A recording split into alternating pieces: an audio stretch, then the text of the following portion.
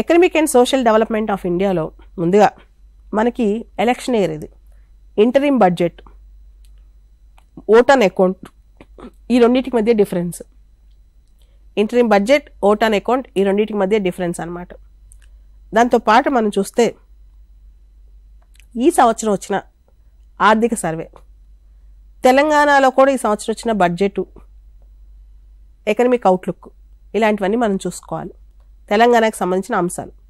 తర్వాత ఇన్ఫ్లేషన్ అంటే ద్రవ్యోల్బణం సంబంధించిన అంశం.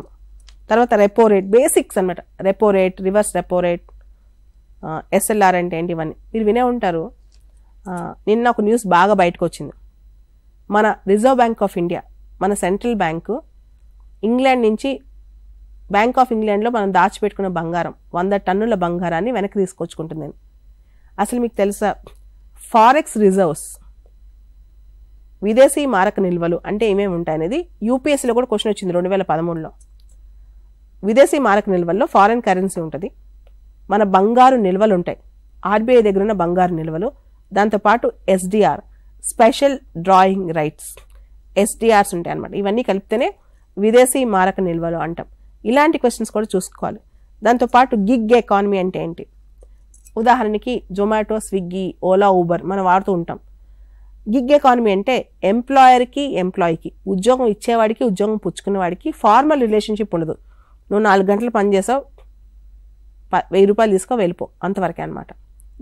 అంతేగాని ఇన్సూరెన్స్, పెన్షన్, ఫార్మల్ ఎంప్లాయ్మెంట్ అలా ఉండదు అనమాట. దాన్నే గిగ్ ఎకానమీ అంటారు. ఇట్లా మనకి ఎకానమీలో అన్ఎంప్లాయ్మెంట్, నిరుద్యోగం ఎన్ని రకాలు, ఉదాహరణకి క్వశ్చన్ రావచ్చు, అండర్ ఎంప్లాయ్మెంట్ అంటే ఏంటి, ఎంటెక్ చదివి బస్ కండక్టర్గా చేస్తే అది అండర్ ఎంప్లాయ్మెంట్.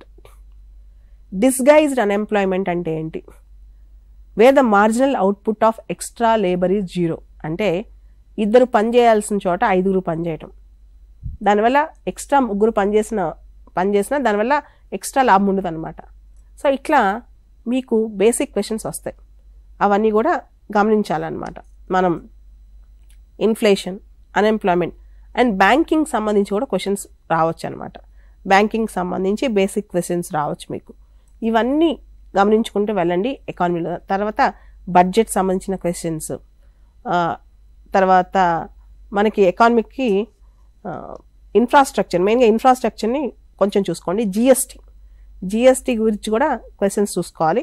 తర్వాత ట్యాక్సెస్, రకరకాల ట్యాక్సెస్ సంబంధించిన క్వశ్చన్స్, అండ్ మానిటరీ పాలసీ కమిటీకి సంబంధించిన క్వశ్చన్స్, జిఎస్టీ కౌన్సిల్కి సంబంధించిన క్వశ్చన్స్.